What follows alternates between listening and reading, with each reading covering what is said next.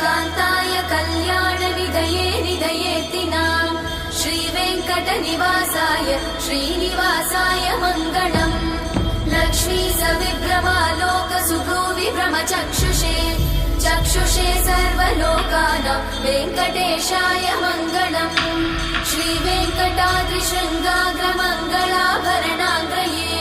मङ्गलानां निवासाय श्रीनिवासाय मङ्गलम् सर्वावयव सौन्दर्य सम्पदा सर्वचेतसां सदा सम्मोहनायास्तु वेङ्कटेशाय मङ्गलम्